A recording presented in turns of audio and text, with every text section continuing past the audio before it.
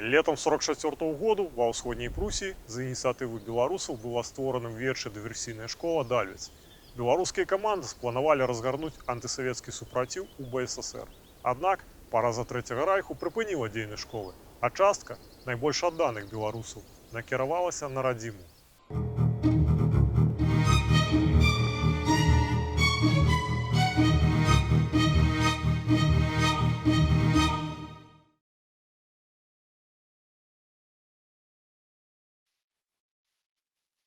Пасля разбраення чэшскімі партызанамі батальёну «Дальвец» 30 траўня група «Родзькі» дабралася да Варшавы.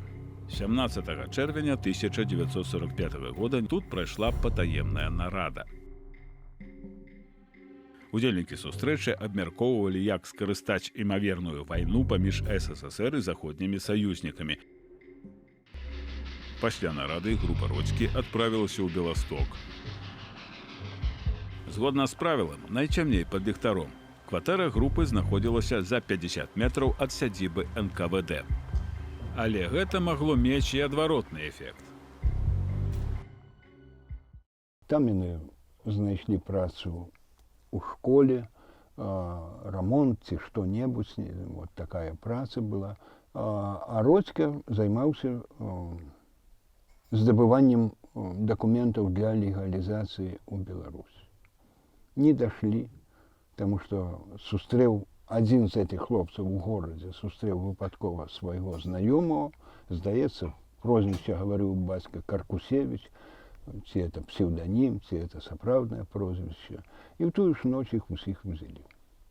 Адзіная згадка пра арышт Всевалада Родзькі знойдзена намі ў польскіх архівах.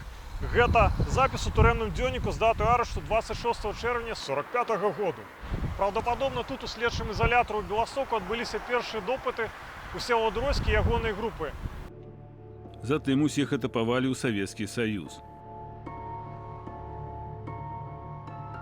5 ліпеня допыты працягнуліся ў Віцебску, а пасля было чаканне прысуду ў Менскай амерыканцы. З Всеваладам Родзькам у турме давялося пазнаёміцца аднаму з герояў нашага папярэдняга фільму, ужо памерламу Івану Апету. Радько Всеволод, когда меня привезли, сразу же, нас там 7 человек было. И вот такой он мужественный такой хлопец. И он сразу же все зная, все по всей тюрьме. И он азбуку, сильно азбуку знал эту самую. Постучить, он знает фамилии, отчество, кто прибыл, кто выбыл, все такое. И таки был мужественный, хороший человек был для меня. Он, особенно он поддельный был, это такое дело, шахматы, ну, гуляли там и все такое, и всегда. Он говорит, ну, мне кажется, меня не выпустят так, меня расстреляют. Бацька Рыгора Бакіевіча таксама быў сярод арыштаваных у Беластоку. Апошні раз ён бачыў Родзьку уже у Менску, калі быў, сидзеў у амерыканцы. Яго вялі на допыт, на сустрач вялі Родзьку. 26 траўня 1946 года ваенны трыбунал вынес прысуд Всеваладу Родзьку – смяротнае пакаранне. Аднак існуе некалькі версіяў далейшага. Адна з іх – Родзька да глыбокай старасці жыў пад кантролем савецкіх спецслужбаў, якія за супрацу даравалі яму жыццё. Большасць жа арыштаваных дэсантнікаў Дальвецу чакалі сібірскія лагеры. Туды ж на 25 гадоў зняволення трапіў і Мікалай Бакіевіч. І далей этапы праз увесь Савецкі Саюз, да бухты Находка, там пагрузілі як на здзек на теплоход Савецкая Беларусь і на Чукотку. Арышт Родзькі ў 1945 годзе азначаў спыненне дзейнасці беларускай незалежніцкай партыі на акупаваных саветамі тэрыторыях. Родзька был патриот. Слушайте, он был патриот. Я хочу вам сказать, знаете что? И он не знал советской рацыянічнасці. Он ніколі в Советском Союзе не был.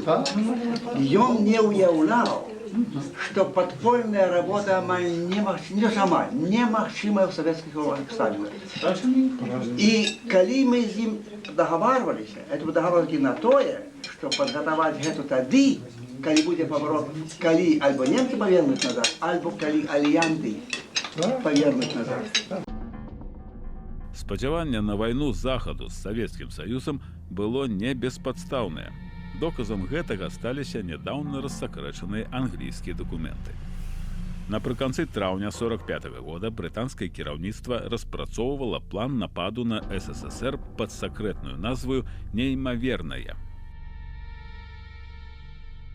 Пасля разгрому Трэцяга райху зона ўплыву Савецкай імперыі ахапіла палову Еўропы, і мара саветаў, камунізм ва ўсім свеце пачала станавіцца рэчаіснасцю. Вядома, што план Уінстана Чэрчыля так і не здзейсніўся, але напружаныя адносіны паміж Захадам і СССР яшчэ некалькі дзясяткаў гадоў маглі выліцца ў вайну. Нягледзячы на арышт групы Родзькі, паляванне на беларускіх камандас працягвалася, да пошукаў далучылі спецслужбы братняй Польскай Народнай Рэспублікі. Савецкія чэкісты доўга палявалі на былога афіцэра Дальвіцу Міколу Рулінскага. Ягоную справу мы знайшлі ў былым архіве КДБ у Вільні. Высветлілася, што пад пільным назіраннем былі ўсе ягоныя родныя. Брат, маці ды бацька былы святар, які на той час чакаў этапу ў сібірскія лагеры. Усё іхняе ліставанне чыталася, а да знаёмых і родных Міколы Рулінскага былі прыстаўленыя агенты. Але высілкі савецкіх чэкістаў былі марнымі. У 1949 годзе Міколу Рулінскага арыштавалі агенты польскага міністэрства бяспекі. И где его арестовали? На стадионе. Там.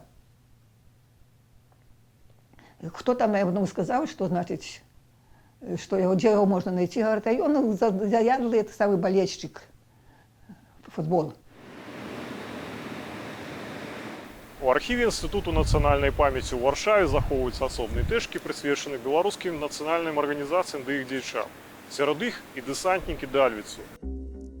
Вайсковага кіраўніка Дальвіцу Івана Хелду таксама арыштавалі польскія спецслужбы ў Беластоцкім ваяводстве. Польскія ўлады прысудзілі яго да смяротнага пакарання, аднак, нягледзячы на тое, што ён меў польскае грамадзянства, хутка перадалі ў рукі НКВД у горадню. Польскія спецслужбы, раз'юшаныя гэтым фактам, дамагаліся выдачы Хелды, аднак марна. Далейшы ягоны лёс нам невядомы. Акурат у лагерах пазнаёміліся Леакадзія Кавальчук і Кастусь Шышэя. Паспрыяла іхнаму знаёмству славутая беларуская паэтка Ларыса Геніюш, якая таксама адбывала зняволенне ў Абезе ў рэспубліцы Комі на поўначы Расіі. И она познакомила, я написала это самому письмо, она мне дала, писала письмо, потом, правда, еще, ну, он такие пригожие письма писал, как сказать, таким уклоном литературным. Я так не умею писать, я такая, как сказать, с плеча рублю. И это письма читали всем баракам, такие были самые цікавые.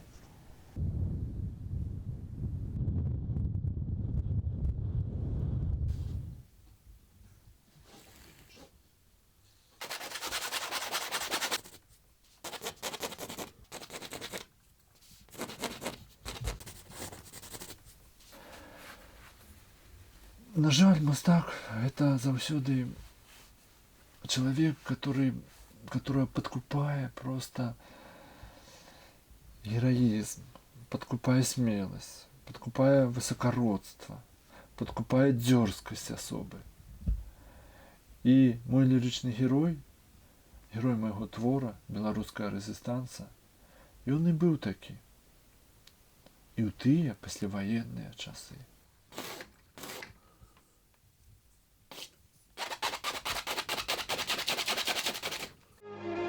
Государственный флаг Белорусской Советской Республики, идущий под знаменем Ленина-Сталина, под руководством коммунистической партии, коммунизму.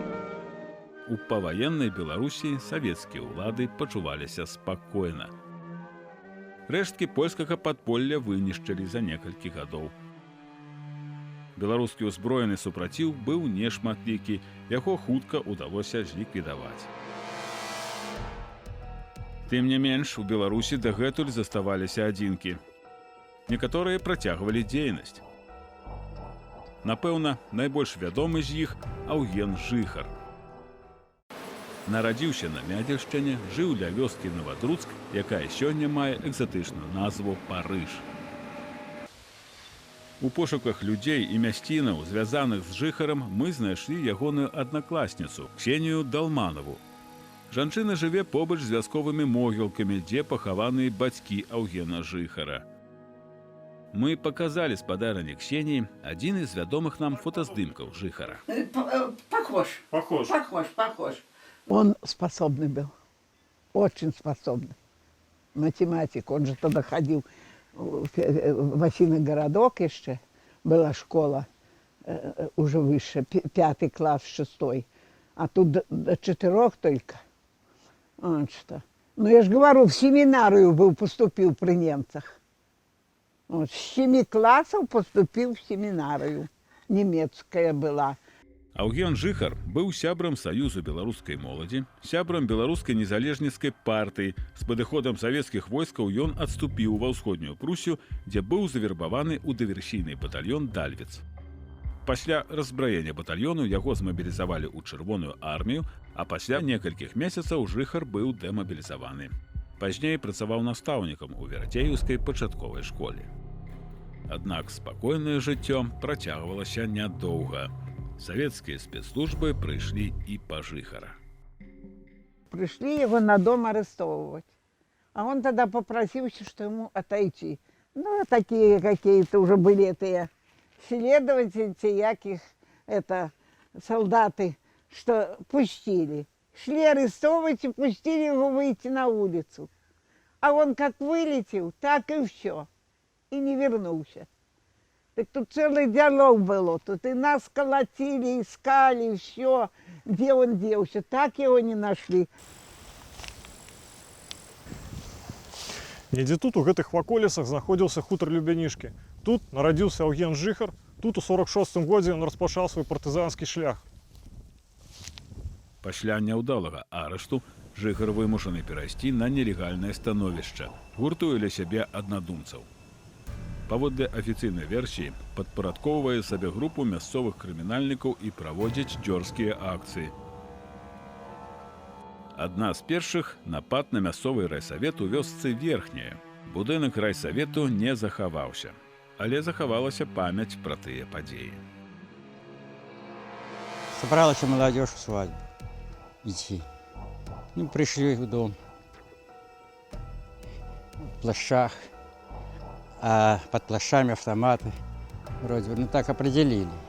Не видели они их, не видно было. И сразу комсомольцы есть, спрашивали. Тут комсомольцев никого не было в то время.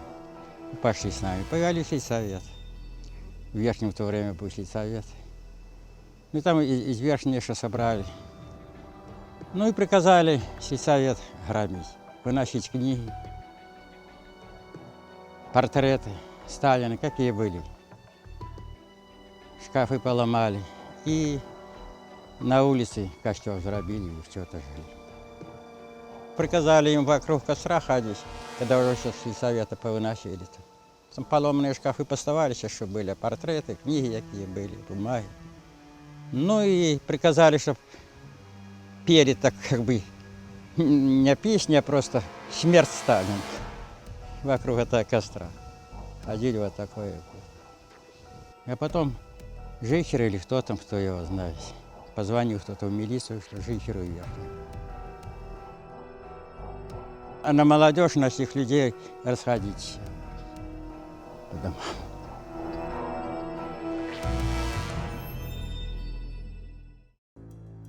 Аўген Жыхар меў падтрыманне вяскоўцаў, якія доўгія гады дапамагалі яму. Хто харчамі, хто начлегам, а хто і супрацаю. Аднак савецкія ўлады прыкладалі ўсе намаганні, каб настроіць мясцовых жыхароў супраць лясных братоў. У глыбоцкім архіве знайшоўся цікавы дакумент. Пасляваенныя газеты Пастаўшчыны і Глыбочыны напяваюць аптымізмам і пазітывам. Аднак пратаколы паседжанняў Пастаўскага райсавету кажуць нам зусім пра іншае. Запретить гражданам самостоятельно пускать на ночлег лиц, прибывших из других мест. Обязать председателей сельских советов и участковых уполномоченных милиций В каждом населенном пункте организовать группы охраны общественного порядка, круглосуточное дежурство в сельских советах у телефонов.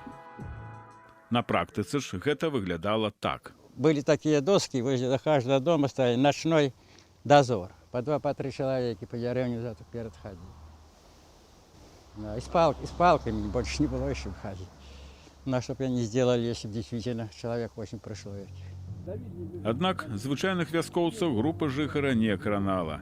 Сям'я Адамовічаў з вёскі Квачы доўгі час дапамагала хавацца Аўгену жыхару. Прыць, дзень-два пабудь, як баня ёсць, і пашоў. А куды што, ніхто нічого не знае. А у нас нікому не паказваеш. І за гэта не паказваеш, каб яго не зловілі, понимаете. Там быў такі, прыходзілі, я подумаю, а он уже знает, что я думаю. Он уже видит человека уже по взгляду. Тым часам група жыхара праводзіла дзёрзкія акцыі ды напады на вясковыя касы. Не абыходзілася без забітых партыйных актывістаў і супрацоўнікаў савецкіх спецслужбаў. Найбольш гучная была справа забойства Віталя Маляўкі, начальніка крымінальнага вышуку Глыбоцкага раёну ў 1951 годзе. У той дзень ён і участковы скачок у пошуках гарэлкі натрапілі на хату Адамовічаў, дзе акурат быў Аўген жыхар. Маляўка прыехаў з скачком на конях конна. Маляўка зайшоў у хату, на старую зразу самогонка ёсць? Та нема, дзе, она дома была. А бандиты. И на то ведро соп, как будто свиньи поносить у хлеб, понимаешь? А житель же у хлеба тут, житель уже видит это. И на у хлеб уходить. А житель с автомата чирик, ну в сторону, потому что по ей, по Маляўку бить.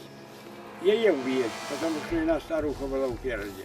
Гэтым моментам Маляўка тады назад рвануў, за угол хаты заляцеў, стаў і пільнуюць, як он з хлеба будзе выхадзіць. А ён гэтым моментам, гэты за хлеб ляцеў, а гэты выскочыў з хлеба кругом хаты. Гэты глядзець у гэту старану, на хлеб, а гэты ззаду чирик па ім.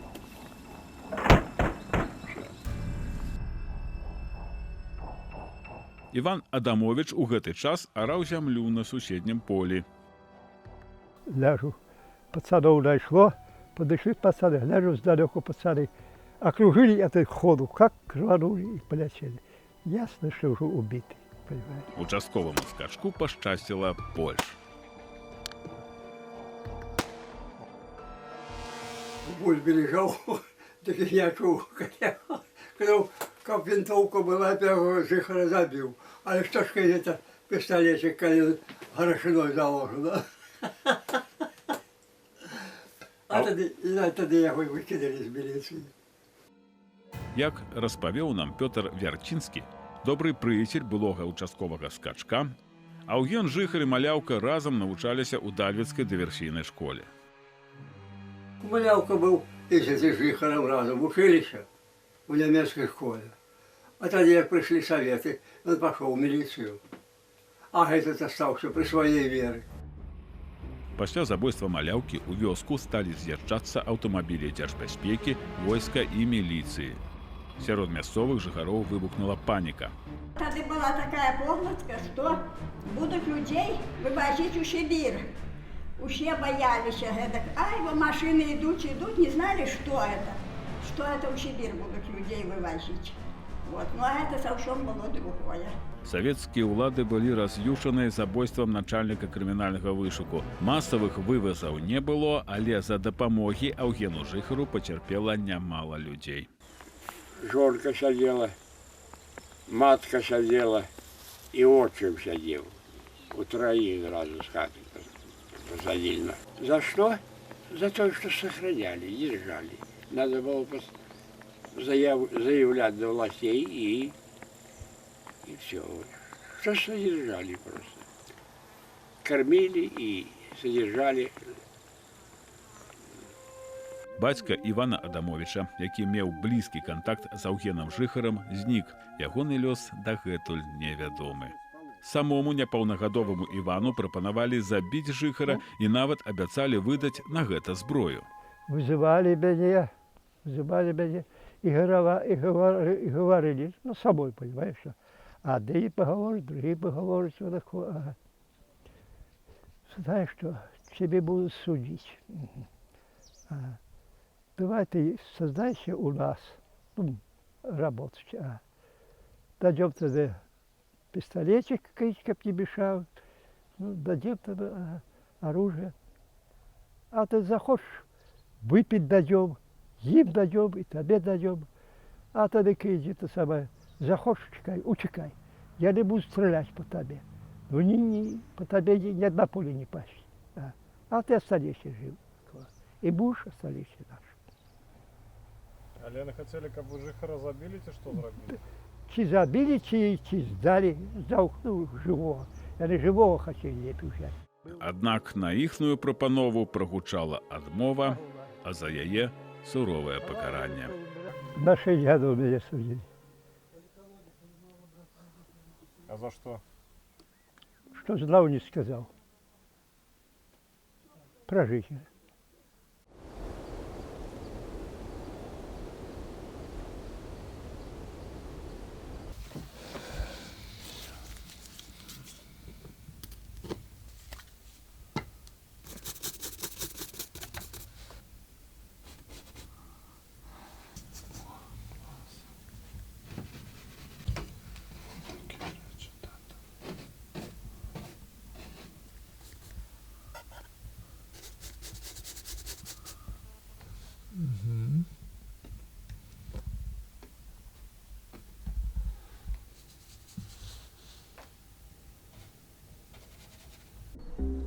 Аднак, нягледзячы на ўсе намаганні савецкіх спецслужбаў, Аўген Жыхар, застаўшыся адзін, дзеяў ажно да сярэдзіны 50-х. Паводле КДБ атрад Жыхара здзейсніў 23 тэрарыстычныя акты, 42 экспрапрыяцыі ды 9 нападаў на сельсаветы.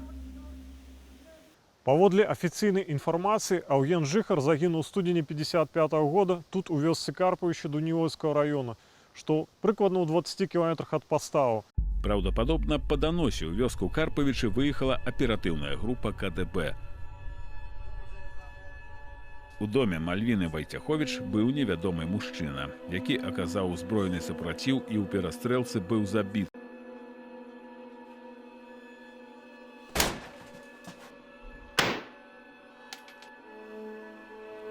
У забітага знайшлі аўтамат, 2 пісталеты, бінокль, тапаграфічную мапу, а таксама дакументы на імя Жыхара Яўгена Івановича, 25-го года нараджэння.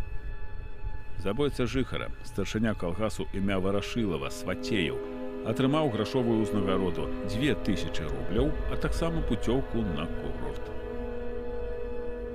Аднак бацькі не апазналі ў забітым свайго сына. И отца вызывали. Так и что сам следователь рассказывал, что, говорит, мы так смотрели внимательно на его личность, лицо, изменится ли он, если увидит, что сын его сидит убитый. Говорит, совершенно не изменилось лицо, и сказал, это не мой сын, это какой-то американец. И сестра не признала, что это брат, и отец не признал. Пра Аўгена Жыхара да сённяшняга дня сярод жыхароў Глыбоччыны і Пастаўшчыны ходзяць легенды. Адныя кажуць, што ён сышоў у Літву, іншыя нават спасылаюцца на сведкаў, якія нібыта бачылі яго ў Польшчы. Ішоў 1955 год, некаторыя дэсантнікі Дальвіцу ўжо пачалі выходзіць на свабоду па амністыі, абвешчанай для асобаў, якія супрацоўнічалі з немцамі, аднак не прымалі ўдзел у забойстве савецкіх грамадзянаў. Вярнуўся і муж Алены Бакіевіч. Я век жизни не думала, что я увижу его. В хату пришел, не познал ни сын, ни я. И, и сын, конечно, малый был, а я не познала мужского. З Аленою Бакієвіч пабачыцца больш нам не давядзецца. Яна трагічна загінула праз некалькі месяцаў пасля нашай першай і апошняй сустрэчы. Вот я был на Украине, это для меня приемно было быть там, потому что там история амаль что вернули. Люди вернули свою историю. Вот был у Ивано-Франковску, стоит Степан Бандера. Для их это национальный герой. Тыя приезжие, якія там не ведаюць гісторыю, все кажуць, это бандит, это здрадник.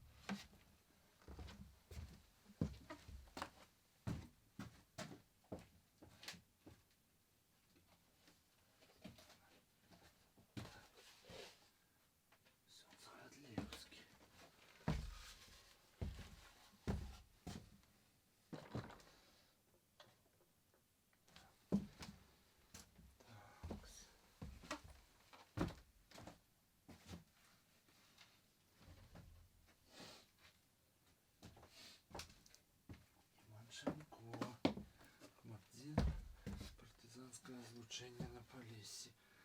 Расстреляны в 43-м году диверсантами.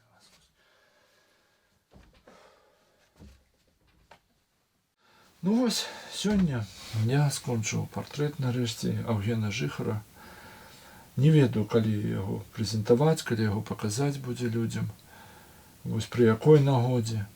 Таму што прызнацца шчыра, што гэтыя партрэты так я нідзе і не выставіў у Беларусі на афіцыйнай выставе. Вось. Серыя «Беларускі рэзістанс» заўсёды была пад цэнзурай.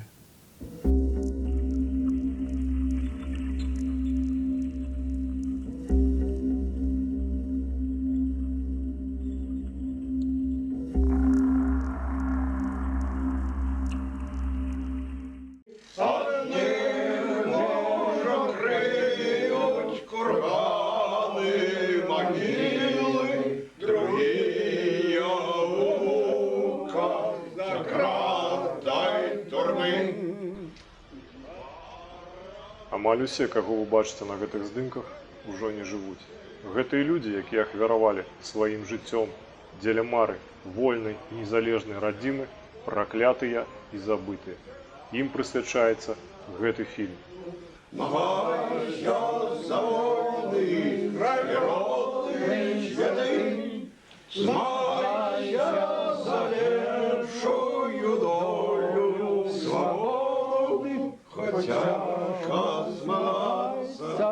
Що зможеш ти, борися за віршою долю свободи, хоча тяжко змагатися, що ж зможеш ти. Під гомон лечоли, під гомон